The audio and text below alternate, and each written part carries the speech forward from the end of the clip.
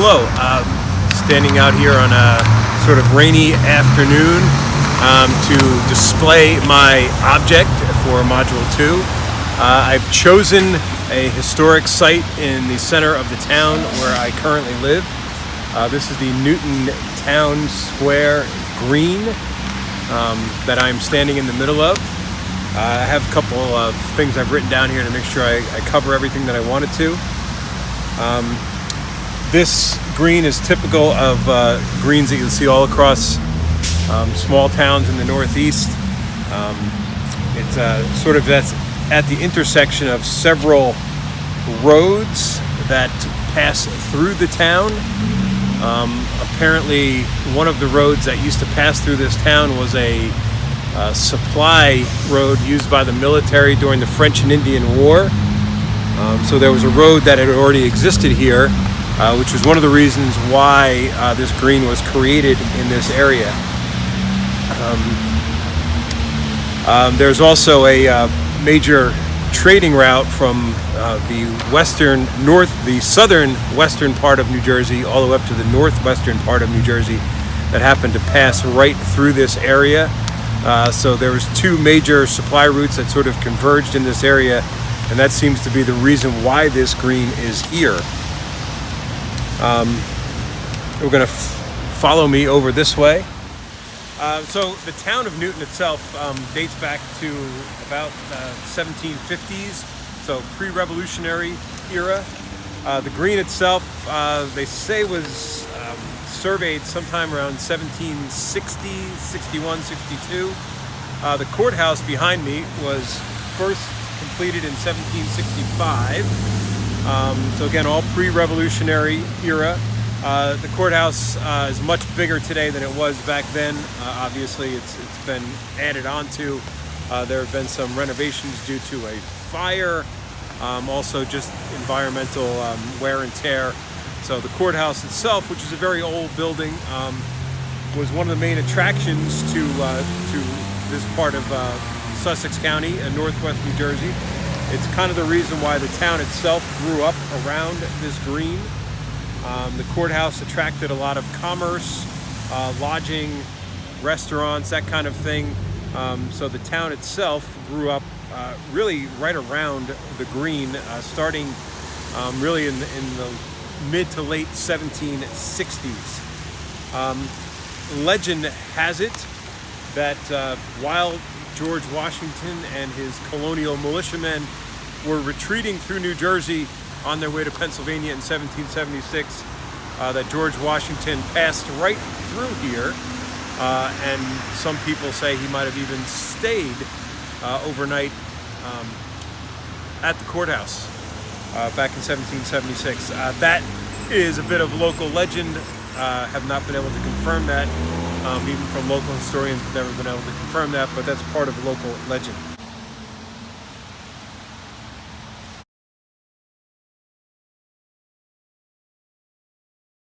Town greens used to really be the center of commerce, political rallies. They used to have markets here. According to local legend, even local militias used to practice on the green. Now, I know it's a rainy day, but this green is usually completely empty. Rarely do you see people walking through it or sitting on some of the many park benches that are here. It almost seems as if people are sort of intimidated by the space now. It's rarely used. People rarely even walk through it on their way elsewhere. You can notice the car traffic that is constant around the green, but rarely will you get foot traffic. Even on a nice spring day, you won't really see anybody sitting here. So it's kind of odd that it used to be such a center of everything in the town, and now not so much. Okay? There have been a few additions to the green since it was first surveyed back in the 1760s. So I just want to show you a couple things that have been added. So if you want to follow me this way.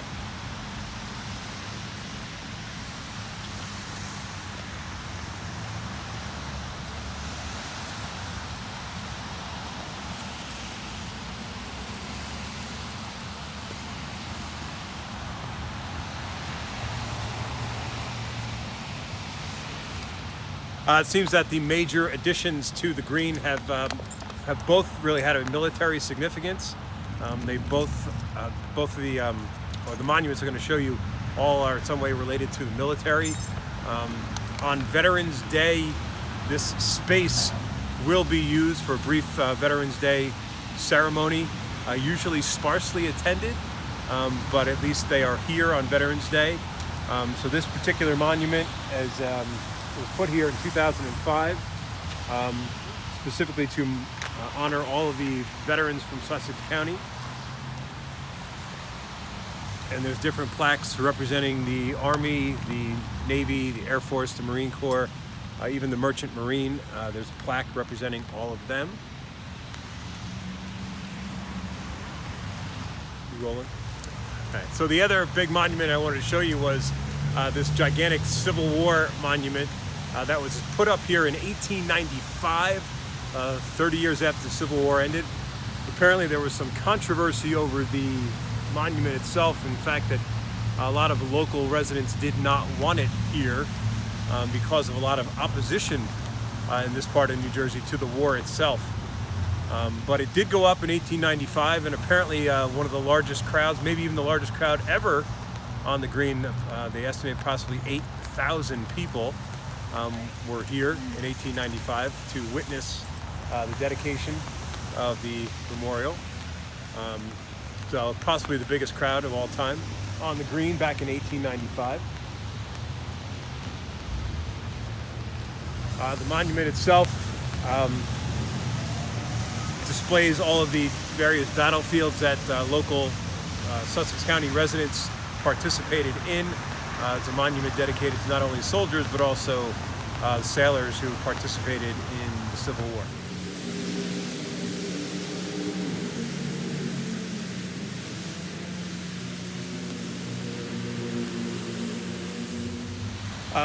Because of the lack of pedestrian traffic on the green, I think monuments like the Civil War monument and some of the other veterans monuments go largely unnoticed. It's hard to see what's actually on the monument for people driving by, so they don't realize the history of what's here and when this monument was actually put here, and really the controversy surrounding it. Apparently back in 1912, Newton had a pretty famous visitor. Teddy Roosevelt apparently drove around the green on a campaign stop. He was on his way elsewhere, and he drove through town around the green. He was running for president back in 1912, and arguably probably the most famous visitor to this part of New Jersey, other than maybe George Washington. So there's one more memorial to veterans I want to point out. So this is the last monument I want to show you dedicated to veterans here. This tree was planted in 1969, in April 1969, as a monument to people who had died in the Vietnam War. Even though the Vietnam War was still very, very much a thing in 1969, still actively going on. This tree was planted here as a memorial to those people who had fought and died in Vietnam. It's a tiny little monument, plaque almost buried in the dirt that you wouldn't really even notice unless you were looking for it.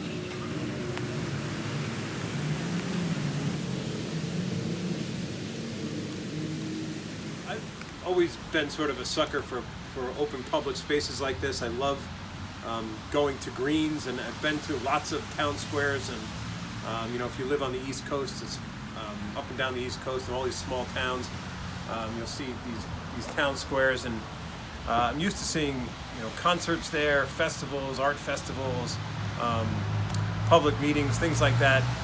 This space, though, is really rarely used. And it's almost like when you're here, people kind of look at you like, why are you sitting there? In fact, a person just walked past kind of looking at me oddly like, why are you even here? It tends to be a place that's largely abandoned. Just not that much foot traffic. There's beautiful walking paths that go cut right through the green. And the green itself is small, kind of reflecting the smallness of the town itself.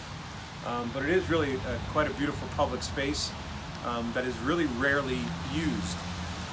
One thing that has happened here frequently, and what kind of drew me to this as far as the object I wanted to pick is there have been quite a few rallies and protests that have happened in this space in the last 5-6 years that we have lived in this town. Some of the protests or rallies that I've actually participated in, there was a march through the green for our teachers who were suffering trying to get a new contract, and we had marched through the green as a form of solidarity and protest. There have been rallies here for gun control. There was a big one here right after the Parkland shooting a few years ago, which was probably the biggest rally that I've attended here. This place is actually kind of packed. There were various speakers. Actually, a few local politicians showed up as well. There was a rally here that I did not attend. My wife was here for a rally for refugees and the rights of refugees in America. I did not attend that rally, but she was here. Some of the other ones, there was recently a rally here. A local business had been sprayed with a swastika, and people rallied against hate, bigotry, discrimination. And again, it drew local clergy, a couple of local political candidates, and for that rally, it was a fairly decent crowd as well. So they're making use of the public space. There have been other rallies that I have not been so supportive of. There was one here recently to promote the values of the Tea Party, which happened a few years ago. There was also a rally here recently to promote the idea of Sussex County as not being a sanctuary county in the state of New Jersey. So there have been some rallies here that I have not been supportive of, but obviously they have a right to use the public space. Recently, there have been rallies here every week, sponsored by my wife and my kids. Actually, they've been doing rallies to promote climate change awareness and environmental awareness. So they rally here actually every Friday from 11 to 12. I've been able to make it to a few of them. Usually I'm teaching classes at the time and I can't get here. This particular protest has been going on for 24 weeks now. So it's good to see that this space still has some relevance when it comes to promoting democracy. The sign itself says a birthplace of democracy. So you still see this space from time to time being used to promote certain things. There are political rallies here, and it's been used to promote various types of activism as well. So it's a beautiful old space. It's got a lot of history. When you sit here and think that this space has been here for about 270 years or so, and how used it used to be and how infrequently it's used today, but it's still really a beautiful space, the space I like to come to. So I'm sort of in the minority, I guess, in town, in that I like to sit in public spaces like this and think about what has happened here before and how much the town has changed over the years. So that's it for the Newton Green. Over 250 years old. Big, not so big public space that's still here.